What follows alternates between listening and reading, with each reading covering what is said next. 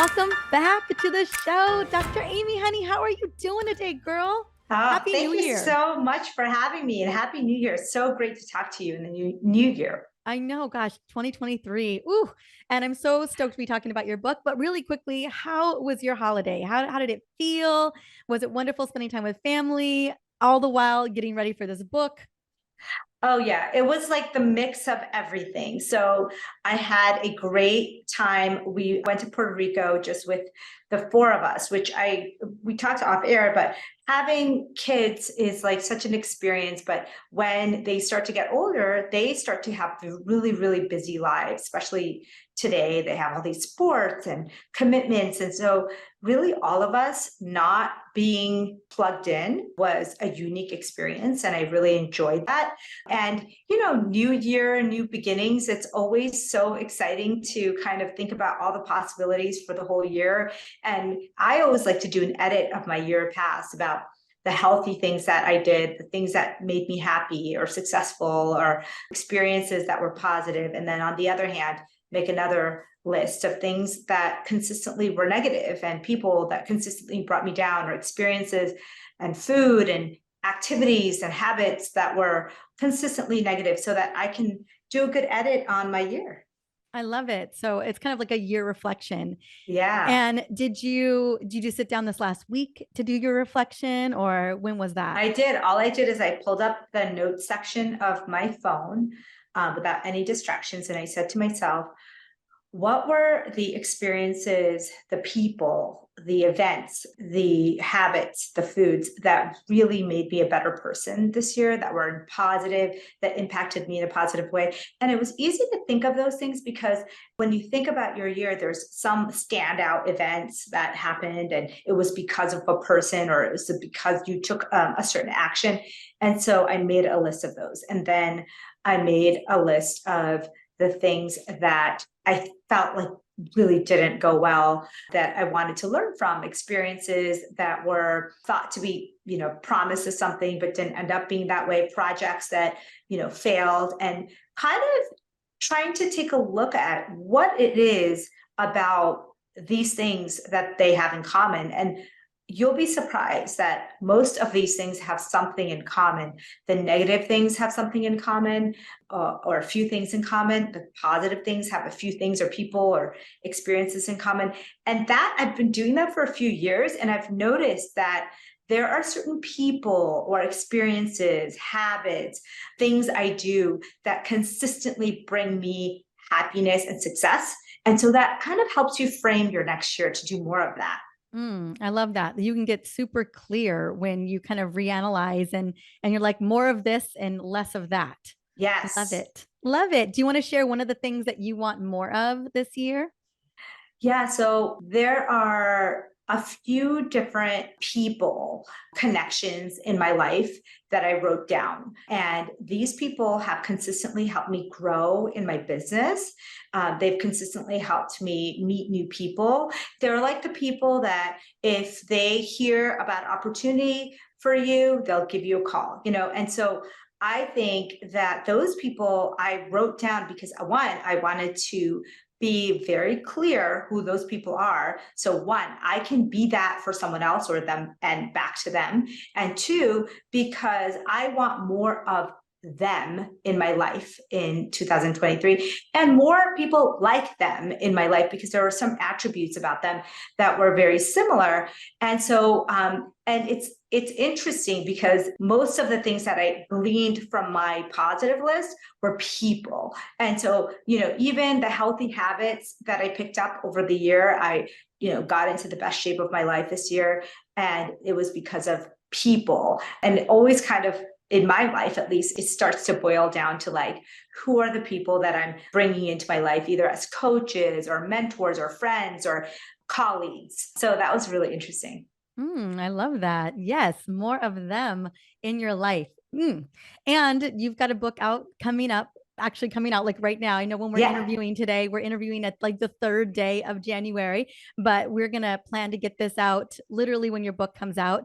And it is a kind of a follow up to your last book. And it's called Why Am I So Effing Hungry? And what's the deal about all these cravings? And so I wanted to just first start the conversation around this of, were there years, were there times in your life where you struggled with cravings, where you were like, I am so freaking hungry, like I'm going to literally eat somebody? Absolutely. And I'm part of all these physician groups. I'm part of all these women's groups. I'm part of, I have, friends and almost every conversation, as you know, as a woman, there is some conversation around food. Either it's Mhm. diet or it's how do I get into my best shape or why am I so hungry all the time? And why do I have these cravings? And what I didn't realize back then, I thought this was just about weight and how you look in a bikini or like, wanting to be skinny. But really, what I realized, it was about your mental health, which is why I wrote this book. I wrote this book because I realized that what we crave, why we crave, really does matter because our mental health is very linked to our gut health. And so our gut cravings making us take action to get foods, but the foods that we choose are then deciding our mental health. And so the food mood connection was something that I was like, oh my God, I had no idea that, people who are eating these super, and I'll define what this means, extra ultra processed diets, like primarily ultra processed foods, they're 80% more likely to have depressed mood symptoms, anxiety mood symptoms, low mood days. And to me, I'm like thinking about my kids are teenagers, and most teenagers these days in America eat 75% ultra processed foods. And this mind gut connection is something that I felt like, wow, more people need to know about this because we're going the wrong direction in our modern world. And we need some knowledge because once we have knowledge, we can change something. Okay. I love that. Well, let's talk about, and you're absolutely right. Gosh, our kids are eating 75% ultra processed foods, filled with preservatives, additives, sugar. I mean, all the things that are totally messing with our gut, messing with our energy, and all ultimately messing with our brain. And I would love for you to just connect a little bit about the chicken or the egg. Yeah. So is it that I'd love for you to kind of dive down? Is it that us consuming these ultra processed foods, they're obviously having an impact on our gut and then having an impact on our mental well-being? Or is it that when we're stressed or we're exhausted or we're overwhelmed, that our brains are wanting to reach for something that's more ultra processed that ultimately creates the spiral? Have you That's a seen? great question. Yeah. That's a great question. So originally, we think that this happens because we have kind of food memories. And so processed food companies knew that if they had Coke and, Gatorade and Doritos and, at baseball games, for example, you would enjoy the game with your family as a kid, and you would be eating these foods and equating that memory of fun and comfort and family time with that food. And we still do that. I mean, I do that. Maybe there's foods that comfort us. There's food that remind us of a good time. There's memories that we have made. But what I want to empower people to do is, hey, you can make new memories. It's like that brain wiring is created to make it easy to get comfort and make it easy for us to feel relaxed, but we can change that and we can rewire it so that there's more positive things. So you may instinctively reach for a glass of wine or a piece of cake to comfort you. But what if I told you there were other things that could give you the same comfort? You just had to retrain those steps. And when you do retrain that, that becomes your default, like taking a sunny walk or taking a nap if you're tired. Like these are getting some nature time. There are things that you can do that release dopamine, serotonin, endorphins that aren't negative and that aren't food. And that's what I kind of teach in the book. Oh, interesting. Well, I was wondering, I talk a lot about this too. I've talked about this a lot of the years. I'm always talking about like, what's the unmet need? Like, Yeah. what are we really craving? But what I've learned, and I'm curious to see if you've learned, because absolutely the swaps of going and taking a walk, or doing jumping jacks, or going and hugging your dog or your toddler or whatever it is, those are so powerful and effective. But one of the things I found that had been easy for people in terms of swaps was actually food, but like a food upgrade. So, for Yeah. instance, taking snacks to the game, or Yes. taking snacks to the zoo, or even during the holidays. I was at a family function, and the holidays are always these foods. These, like, Yes. there's always from this place, there's this thing, and a Yeah. lot of them are ultra processed. And so one of our things in our household is that we still want the yummy holiday foods, but they're major upgrades, right? They're good for your Yes. blood sugar. They're good for your gut health. They're good. We found ways to make swaps that still feel the nostalgia of the season, or nostalgia of the game or the zoo or wherever you're going, whatever you do with your family, the going to the beach, for instance. Mhm. But there's an upgrade. There's like a food swap that then Yes. becomes the new nostalgia. Does that make sense? Absolutely. And one of the biggest tips I give to people is when you are trying to retrain your brain to find joy in these new foods or new actions, you have to be intentional about it. Mhm. It's like, when you're an addict, you have to take a different route home on purpose and be aware. Because if you just default to your old self, you will go to that liquor store, or you will eat that food, or you will want that easy dopamine boost. And so being aware and intentional about changing your habits, and then it becomes kind of a pattern. And then over years, people say, oh, it's so easy to be healthy. But that's because you trained yourself intentionally for years, just like that training that we had unintentionally happened. And so it is possible. So what I basically am teaching people is, one, what has happened, and two, how we can intentionally change it. And exactly like what you said, you can choose healthier swaps. I talk about foods that actually release dopamine, like that actually boost the dopamine in your brain, foods that actually release serotonin, things that can give you a boost in your mood, your energy levels, that don't necessarily involve the old stuff that you used to do. One of biggest thing I believe is that we need to know what these companies, what this conditioning has inadvertently and on purpose done to our brains, and how that works, so that we can change it. Like I tell my kids all the time, getting a ice cream bar that has all these additives to it, and or a frappuccino from Starbucks, right? There's going to be a dopamine rush like a machine gun. So when you first switch to eating cherries, and an ice cream for your dopamine, it's not going to feel like the same machine gun burst of dopamine, because those things are engineered that way. You want to get kind of water gun splashes of dopamine all day long. And that's how you keep it up, instead of always seeking out the The very, big very big kaboom. rush. Because otherwise, all you want is the big kaboom, and you want more of that. And that's our pathway to depression and disease. Yeah, well, I think about that big kaboom, especially around like the frappuccinos or the ice cream cone or whatever the thing is. It's also a massive blood sugar hit, right? Like It it's a is. combination of a couple of things. Not only do you get the dopamine hit, but you also get the blood sugar. Like it's a combination of a lot of things that are making the big firework experience. And yeah, it is super hard to go from having the vanilla chocolate shake or the sundae to a bowl full of cherries and strawberries and some homemade no sugar coconut whip, which is what we do in our family, Yeah. right? Like we do a little bit of like cinnamon. My husband whips it up himself, and we put it over some strawberries, and that's what we do. And Yeah. it's a big jump from that. And you got to be, I mean, obviously we got to a place where we are absolutely okay with that. But is the awareness hey, maybe the kabooms aren't good for us?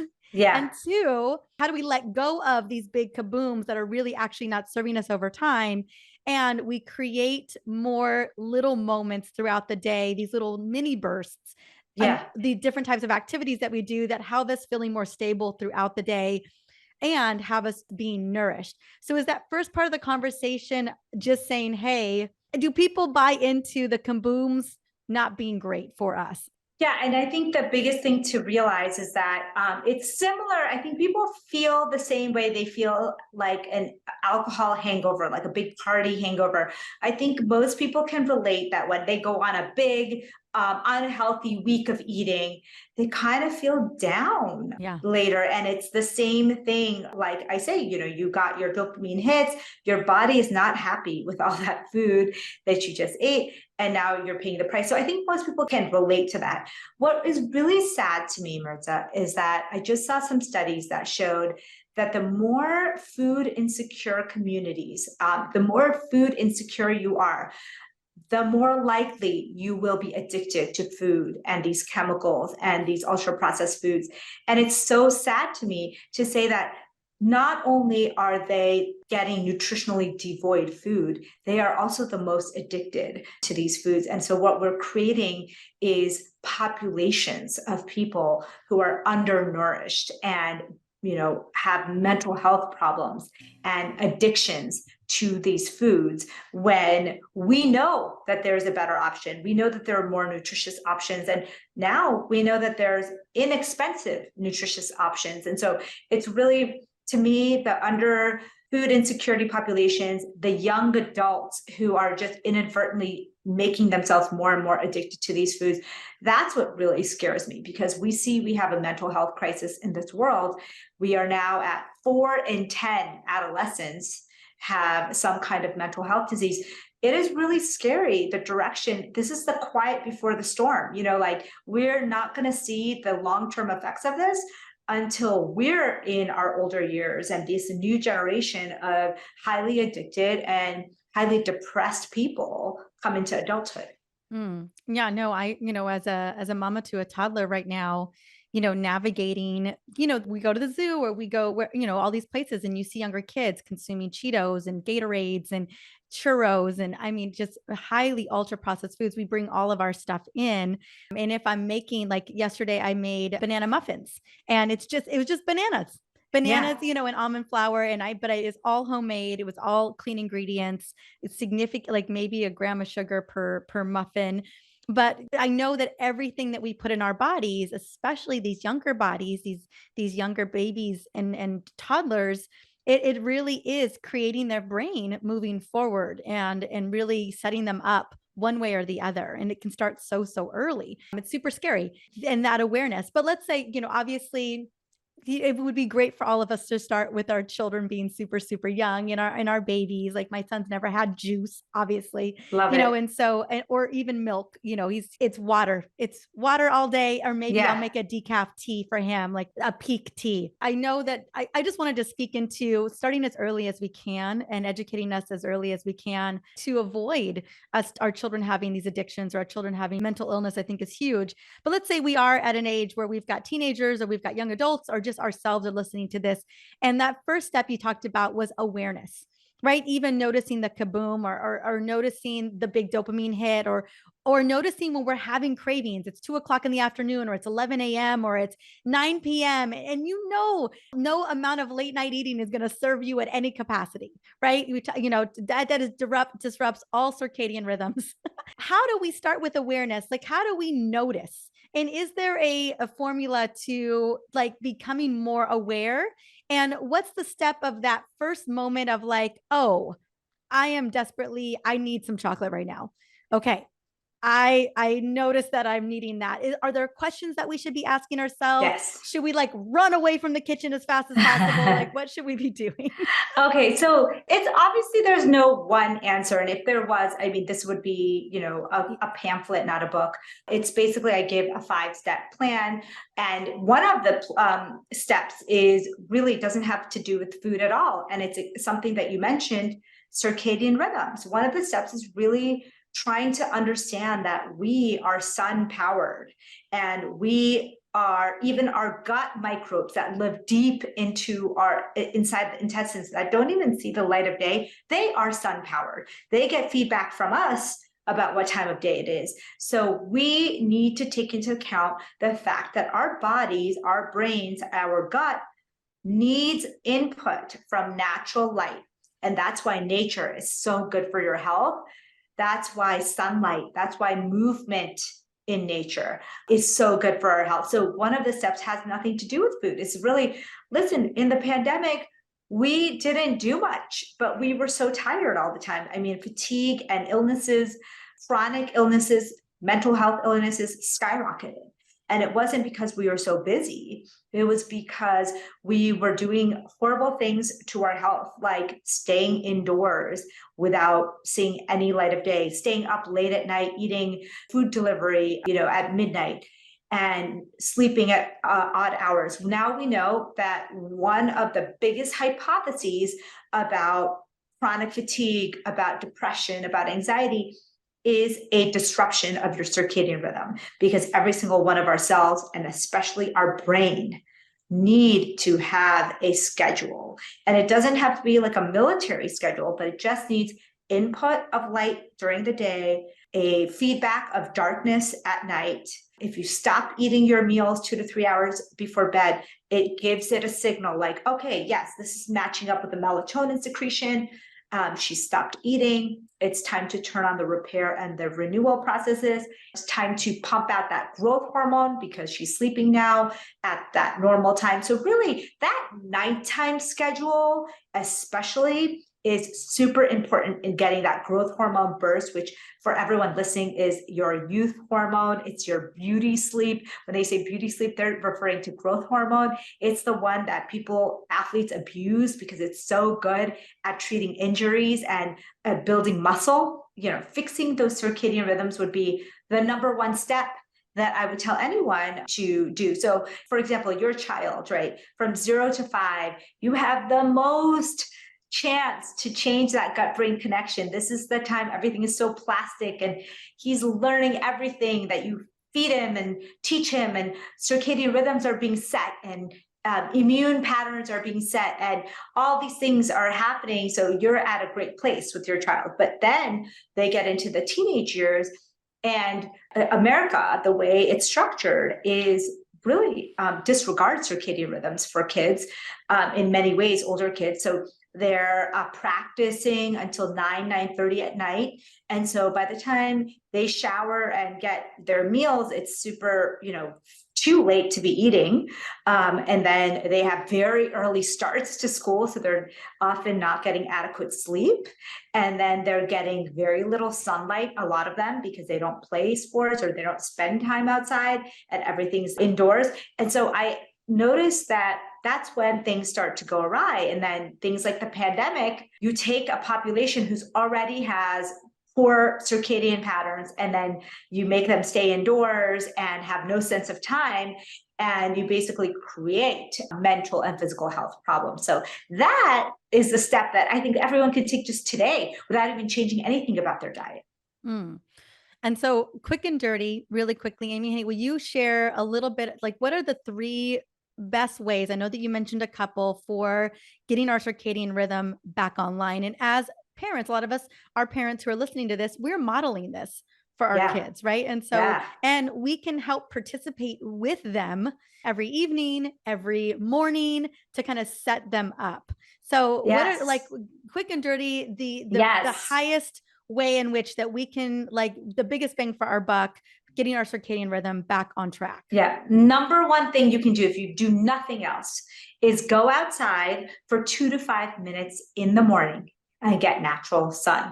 This can be as easy as parking your car a little bit farther. So you have to walk outside for 2 to 5 minutes. I would up that to 20 minutes to get ideal amounts of nature time every day. My goal is always 20 minutes a day. That's my goal for my children, myself. And, getting that with a walk is the easiest way. So 2 to 20 minutes of natural light every morning before, say, 10 o'clock is ideal. And then not eating late at night. Stop eating 2 to 3 hours before bed. You want to, that 3-2-1 technique, like 3 hours before bed, you stop eating, 2 hours before bed, you stop working, and then 1 hour before bed, you stop all electronics. And so that you basically, I even have like a 5-4-3-2-1, because 5 hours before bed, I don't have any caffeine. 4 hours before bed, I start to do kind of evening walk. Then 3 hours before bed, we stop eating. 2 hours before bed, you stop any work. And then 1 hour before bed is no electronics. And sometimes for me, it's 30 minutes, but it has to be 30 minutes, an hour of just electronic free, which is the hardest part, I think, for most people. And then having blackout sleep. So meaning like, if you can't get blackout curtains and you can't have a dark room, then you wear a face mask and you sleep 7 to 9 hours. That in itself, just doing those couple of things will change your mind, body health in ways that you couldn't imagine. Oh my God. Yes, absolutely. We follow literally that 5 hour all the way to the 1 hour. We eat 4 hours prior to going to sleep. We just find our son eats early, so we just eat early with him. And then we always take a 20-minute walk to the beach before dinner. Great. And so here's what I've learned so much, especially being in my 40s and watching my 2-year-old. It just, everyone feels better. I don't know what my little 2-year-old metabolism is doing, but I can tell you what mine is doing. And my metabolic flexibility, my metabolic health is so much better when we are eating a little bit earlier. We give ourselves a big break between dinner and when we go to sleep. We have blackout curtains for every single room where we sleep in. Electronics goes off, like we have downtime and connection time, and it changes everything. And we make sure that we're outside in the morning every morning. Yeah, it's Unless such it's a like pouring rain, which doesn't do a yeah. lot. It's not often in Southern California. So I know. It is. And people tell me all the time, like I live in this state or I live in super gloomy. And so there's workarounds. You can get a sun lamp from Amazon. Obviously, there are things you can do even on cloudy days. You can get enough light into your brain to really turn on those circadian receptors. So there's lots of things. So I think circadian rhythms is one big, huge portion of it. And then the foods we eat. I mean, the foods we eat have so much power over our mood and our cravings. I don't think most people realize that our cravings actually come from our gut, more so even than they come from our brain. And so if you want to change what you crave, you've got to change what you eat. And I think that connection, even for me, didn't come in medical school. Like they never told me like, oh, cravings come from the gut brain connection. It was like cravings were something that you had no control over, and it was this part of your brain that was pretty stable throughout your life. And so I really was excited and surprised that you could do a lot to change your cravings. And so I basically say to people, hey, first figure out if you're hungry or you're just craving. Hungry means you have a nutritional need for food. We don't need to be eating food all the time. In fact, humans can go over a month without eating food. It's like crazy to even think about that. It's just need water.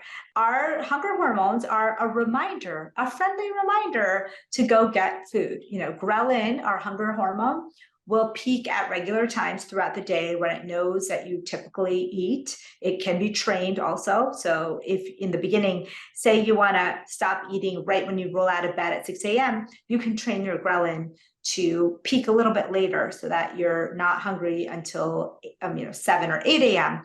And then, so ghrelin is a patterned hormone that's cyclical, and that you'll notice that there are certain times of the day you typically are hungry.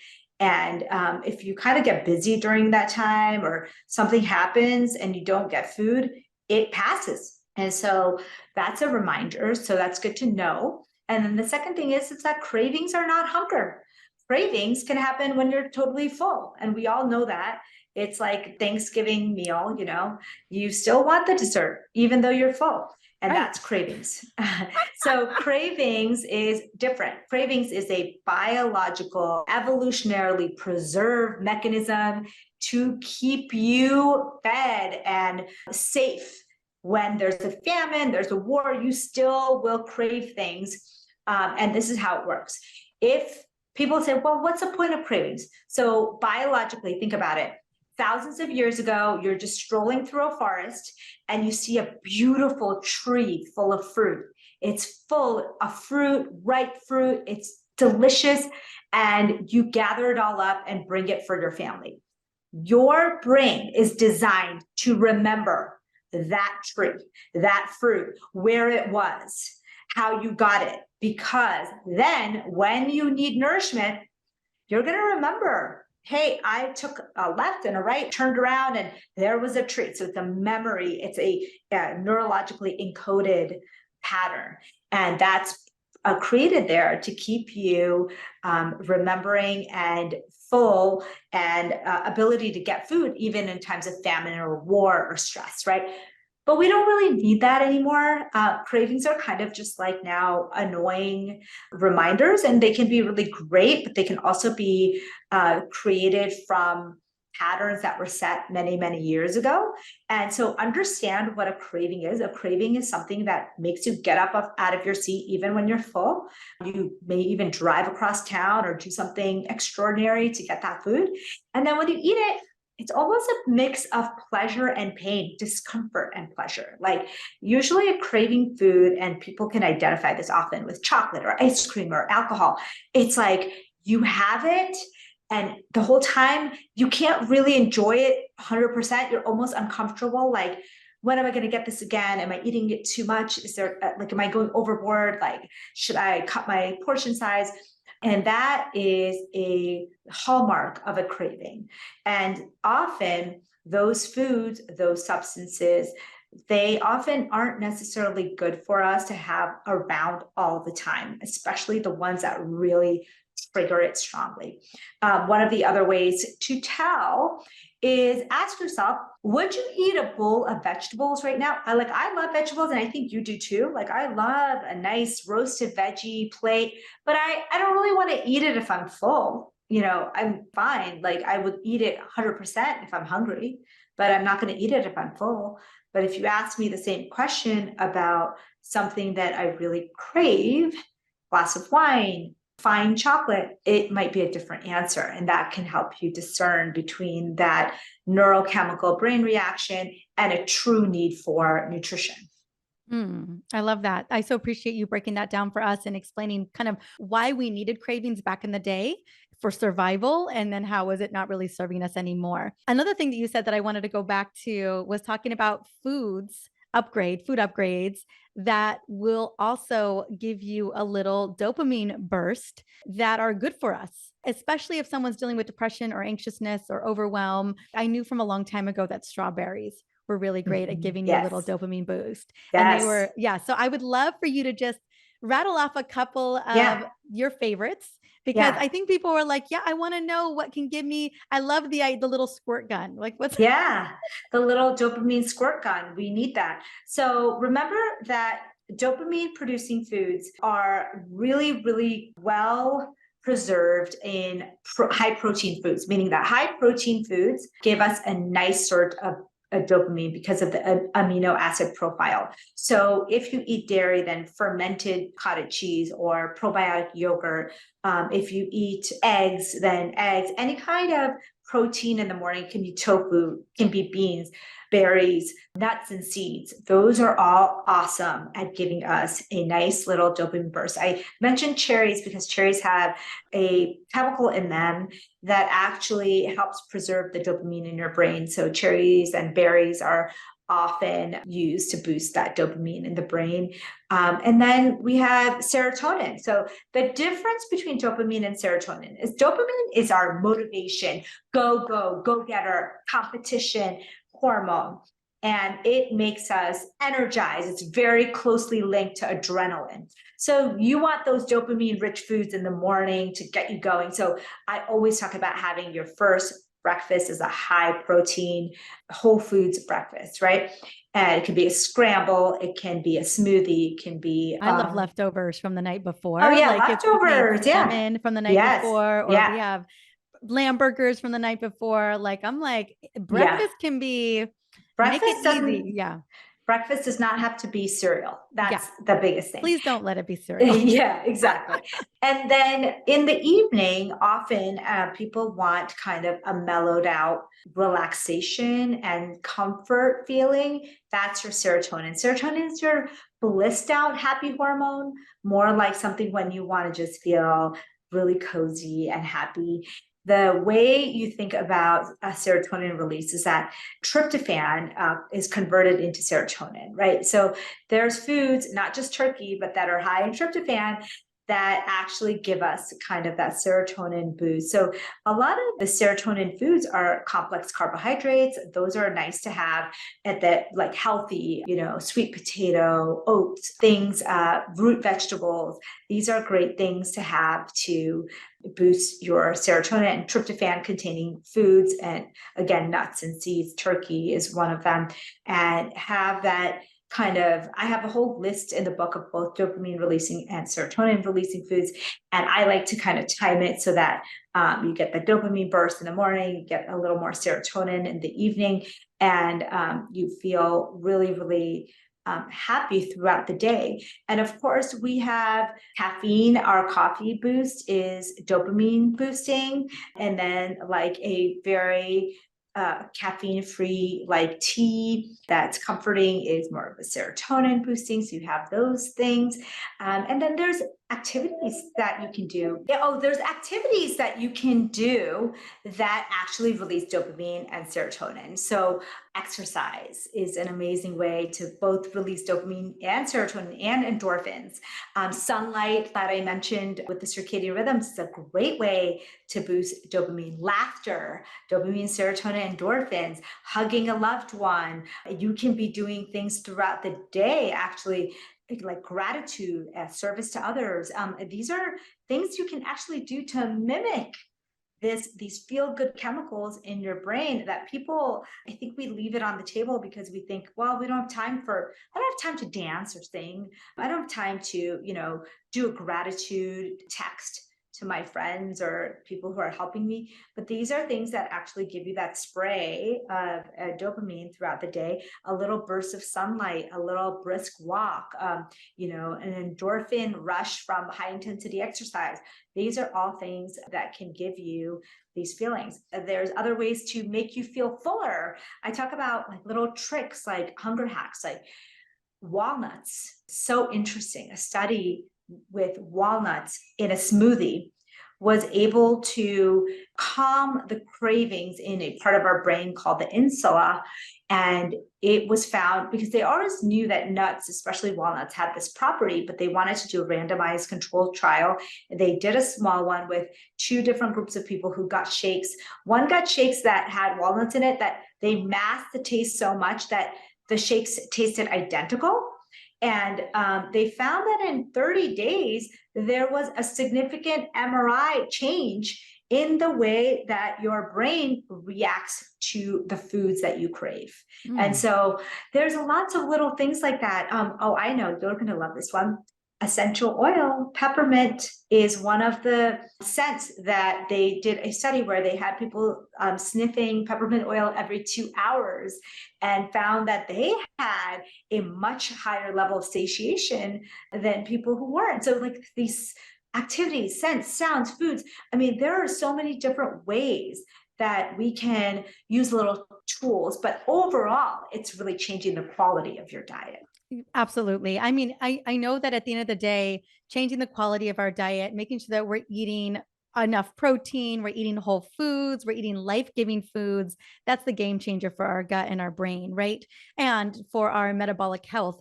But I get that there's a lot tied to the foods that we eat, like you said, addictions and not even aimless, mindless eating that we're not even paying attention to.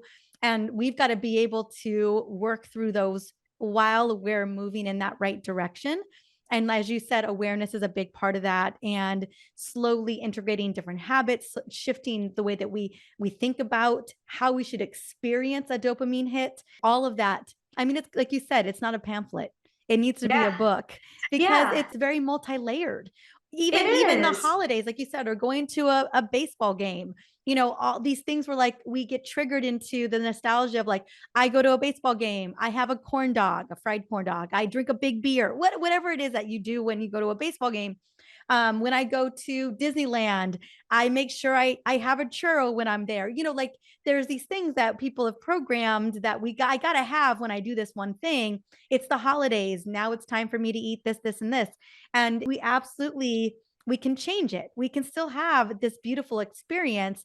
We don't have to have the ultra processed food with it, but it has to be an awareness and it has to be a shift.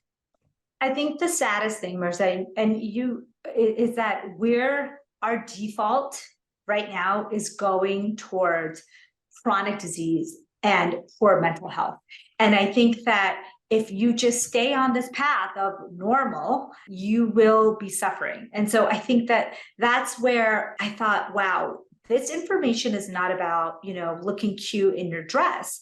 This information is life changing so that we can stop the epidemic of mental and physical health disease. And my family, suffered a lot from diabetes. We had, my parents came from India. They were super excited. They left everything they had. They got here. And a few years into, working two jobs, working late nights, eating normal American food, my dad and all of his brothers, there's a group of 5 siblings, all got diagnosed with diabetes as new immigrants to the US. And my grandmother at the same time was also diagnosed because they thought, oh, well, let's check her as well.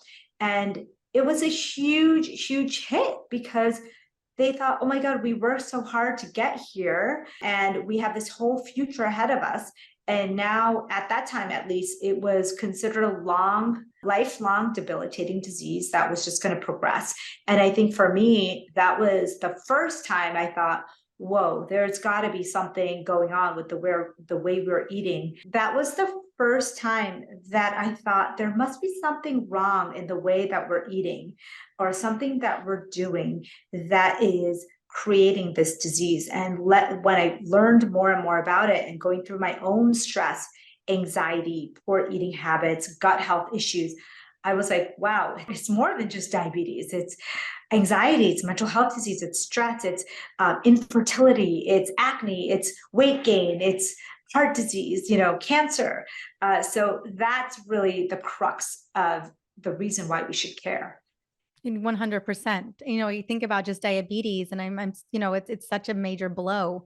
I have a lot of family members with diabetes too on the Mexican side of my family. And it's amazing how quickly we can get these diseases. Yeah. Amazing how fast we can adopt insulin resistance. Like 2 weeks, you can literally go from no insulin resistance to having significant insulin resistance. And yeah, everything has to do with the ultra processed foods that we're consuming.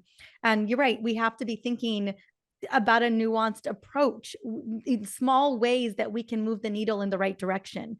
Because I know, like you said, the companies that created these products know they're addictive, know that they're messing with our, the programming, the memories of how we think about food, how we associate it with the nostalgia of our life. And they've got a stronghold on our families, on the people that Yeah. matter most to us. It's a major problem. And I'm so grateful that you've got a book coming out that's helping to address this. And it's really targeting one of the biggest concerns, which is the craving piece, like gut cravings. A lot of us think it's a mental game too, but like you said, it's more tied to our gut and our microbiome than we think. Yeah, absolutely. And it's something that we can change. And I think Yes. that's what's Okay. exciting about it is that it's not like we have this life sentence of, you're going to crave what you crave and you're going to be addicted to these foods and you are going to get, diabetes, cancer, and heart disease. It's like we can stop that train wreck right before it happens. And that's, I think, what's so important and exciting. And I wish we taught this to every student and adult in America. Well, that's why we're having the conversation today. I think people need to realize how big of an issue it is and how easy we can make these changes. Yeah. Um, Absolutely. 100%. I'm on board with you, girl. I love it. I love that we're having this conversation. It's so important, and I love that there are hacks and ways that we can start to move in the right direction. Move away from severe inflammation, move away from cardiometabolic disease, move away from diabetes, and blood sugar issues, because we deserve to feel better. We deserve Yeah, to live a high vitality life, and the ownership is on us. 100%. And I think that, there are so many steps. If you like take this book and even this conversation, even if you took three things out of it, you started to get morning sunlight, you started to change, some of your breakfast habits. So, three things, and you're going to notice a huge change in the trajectory of your life. Like, I honestly think it's as simple as that. I agree with you Yeah. 100%. Dr. Amy, honey, thank you so much for coming on. I love that your book is out, basically out right now. Anywhere that you want us to go get it, whatever link you would love me to have, I will have the link in the show notes. Oh, thank you so much. Yeah, you can find me at amymdwellness.com. And if you go to amymdwellness.com/book, it's right there. You have all your links there. Go to your local bookstore too. I love when we get it from indie bookstores and wherever books are sold. Perfect. Thank you so much again, honey, and congratulations. Thank you so much for having me. Mhm.